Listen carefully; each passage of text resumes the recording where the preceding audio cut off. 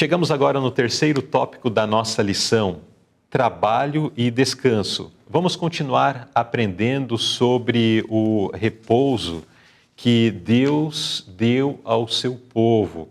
Vamos entender alguns aspectos mais relacionados tanto a esse repouso espiritual, quanto também ao repouso semanal, observância do sábado do quarto mandamento.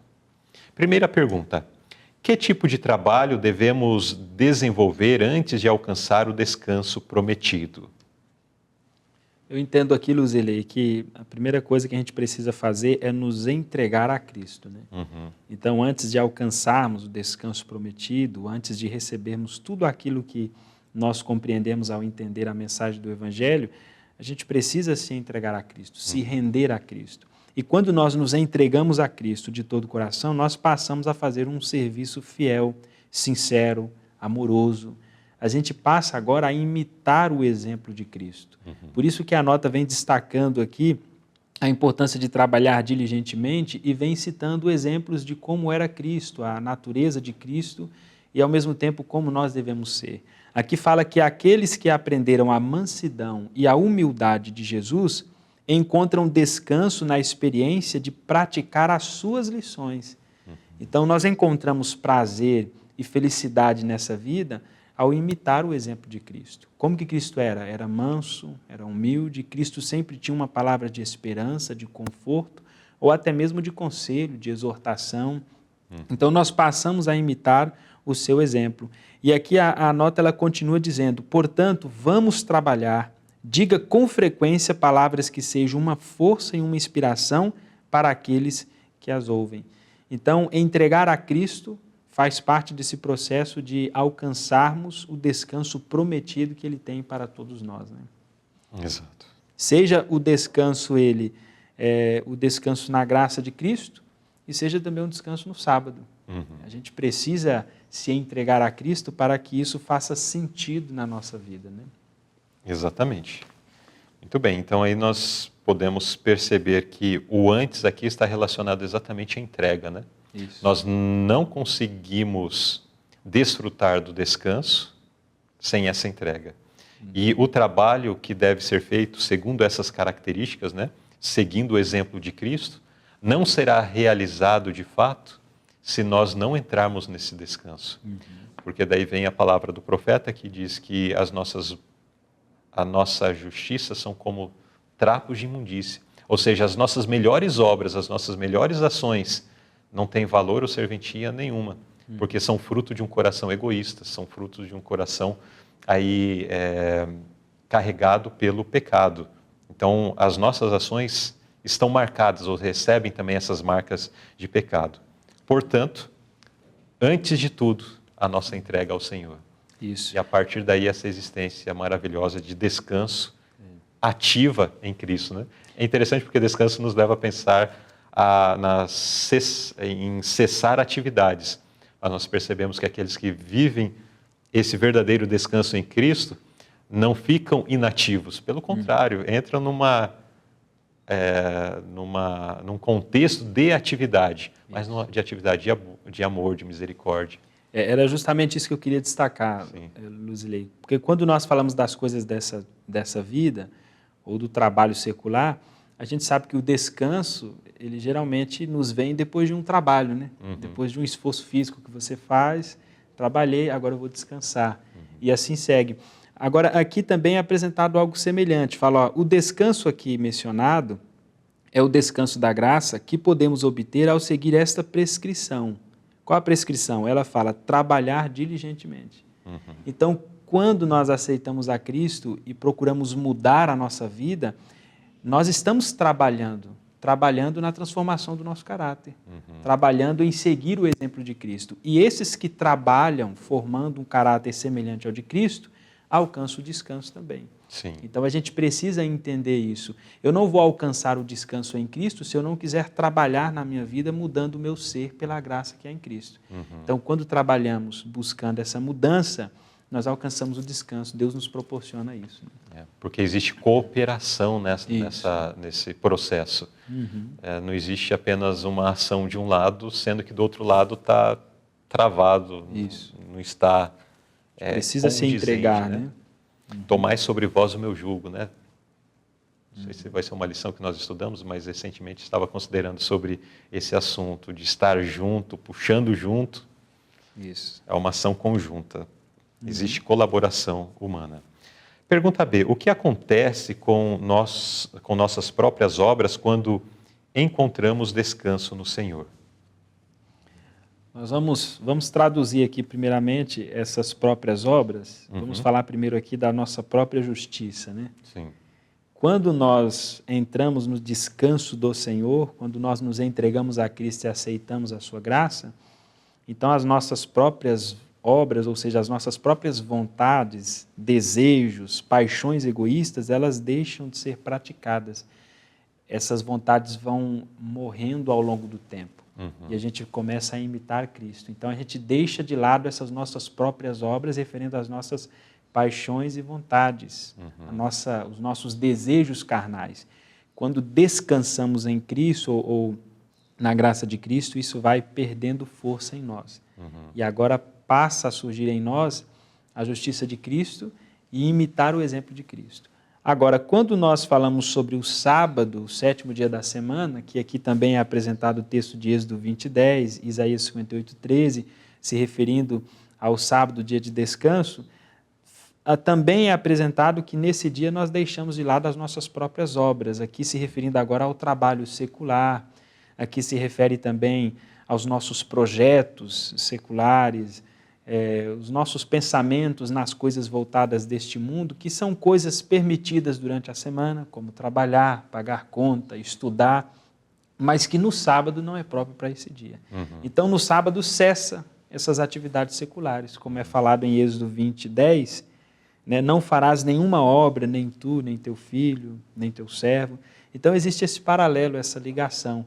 Quando aceitamos a Cristo, finda ou deixa, a gente vai deixando de cumprir as nossas vontades, as nossas próprias obras param, vai parando ao longo do tempo. E quando estamos no dia de descanso, sábado, também nenhuma obra fareis nesse dia, né? Então foi esse o paralelo que eu consegui pegar aqui, Luzilei.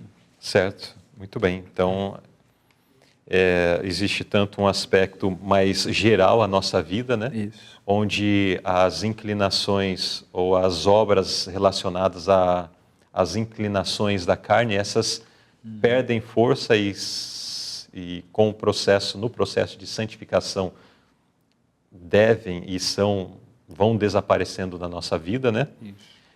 Mas ao mesmo tempo tem uma aplicação relacionada ao sábado, porque mesmo tendo uma vida entregue a Deus, existem atividades que daí nós não chamamos de carnais, mas de comuns. São as atividades de trabalho, o ganha-pão, as atividades comuns do dia a dia que todas as pessoas precisam realizar. Daí quando chega no sábado, as atividades comuns, elas também devem cessar para que nós possamos, de fato, dedicar esse dia como um todo para ir ao Senhor, né? Santificando. E aqui, Luzilei, eu gostaria apenas de trazer também para a gente que quando não há uma entrega a Cristo e uma preocupação em se santificar verdadeiramente, quando chega o sábado, nós até cessamos as atividades. Mas às vezes na mente a gente está ali pensando em coisas que não devem. A mente está trabalhando. Às vezes no celular, às vezes a gente está vendo um filme que não deveria, vendo ou em lugares que não deveríamos estar. Então, aí que entra essa questão que a gente precisa analisar. Eu posso bater no peito e dizer, eu sou um guardador do sábado, mas eu sou alguém que estou buscando a minha santificação? Porque pode ser que durante a semana eu não estou me santificando e não adianta eu pensar que no sábado eu vou chegar ali e vai acontecer uma santificação momentânea, de repente eu vou me sentir santo e vai estar tudo bem, de forma alguma. Então, a santificação nesse dia do sábado, ela vai demonstrar a santificação que você está tendo ao longo da semana. E aí o sábado chegando vai ser um dia de deleite, de prazer, e um dia em que você está ainda mais próximo de Cristo, um dia onde você dedica aquelas 24 horas para a sua comunhão com Deus e para atividades espirituais que te liga ainda mais a Deus. Então a gente precisa ter muito cuidado para não cair no erro de cessar o trabalho no sábado, mas ao mesmo tempo em casa eu estou vendo, pensando, ou até nas conversas falando aquilo que não deveria para esse dia, né? Irmão Eliseu pontuou algumas coisas da prática, né, do sábado, coisas que não devem acontecer nesse dia. Como aqueles que estão buscando guardar o quarto mandamento da lei de Deus, então devemos ter em mente que existem coisas que não são devidas, mas existem coisas que são devidas ao sábado. Com e certeza. a pergunta C fala exatamente sobre isso. Que tipo de obras se harmonizam com o descanso sabático? Aqui traz algo interessante porque, em resumo, Luzilei, aqui está falando sobre fazer o bem, mas é um bem em aliviar o sofrimento ou ajudar o outro, né? Então aqui é apresentado isso, porque senão alguém pode falar assim, mas eu trabalhar e conseguir meu dinheiro, eu estou fazendo bem para mim, né? Mas é egoísta porque é para si. Mas aí é para si, então esse tipo de bem não é isso que a palavra de Deus está nos dizendo.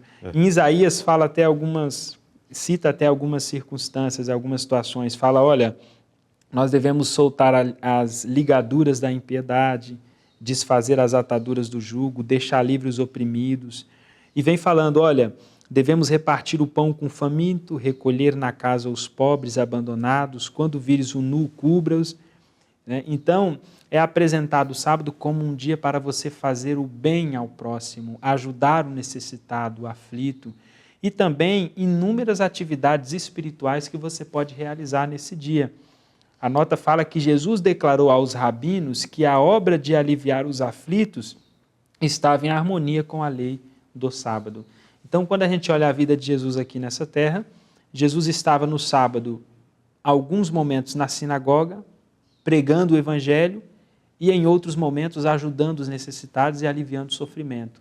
Ou seja, atividades espirituais, atividades que nos colocam em relação para com os outros, demonstrando amor e misericórdia para os nossos semelhantes. Então, o sábado, a gente deve fazer o bem, principalmente aliviando o aflito, o necessitado. Muito bem, então aqui nós vimos nesse tópico sobre trabalho e descanso. Percebemos que descansar não significa ficar de braços cruzados, ou deitado numa rede, ou numa cama, ou no sofá, né? Mas significa deixar de fazer algumas coisas e fazer outras. Né? E isso precisamos ter em mente para que o sábado não perca o seu valor e o seu sentido. E nesta relação de vida, de descanso espiritual em Cristo e descanso cotidiano ou semanal, não se perda o valor e o verdadeiro sentido. Porque existe uma relação, não descansando no sábado, isso afeta a espiritualidade, mas e vice-versa também. E aqui, Luzilei, entra uma compreensão errada que muitos evangélicos têm a respeito da forma como nós incentivamos a guarda do sábado. Muitos evangélicos têm a compreensão de que no sábado a gente usa só para ficar ali, reunião na igreja e em casa e não fazer mais nada.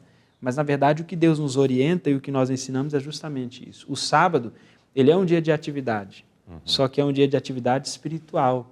É um dia de atividade onde você está ali para fazer o bem ao necessitado, onde você prega a palavra de Deus, onde você faz trabalho missionário.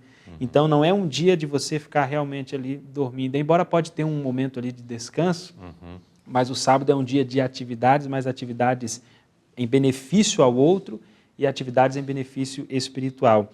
E a nota até completa dizendo que não será considerado inocente aquele que negligencia aliviar o sofrimento no sábado.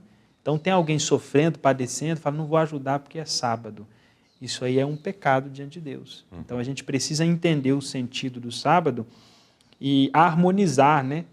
Que tipo de obras se harmonizam com o descanso do sábado. Exato.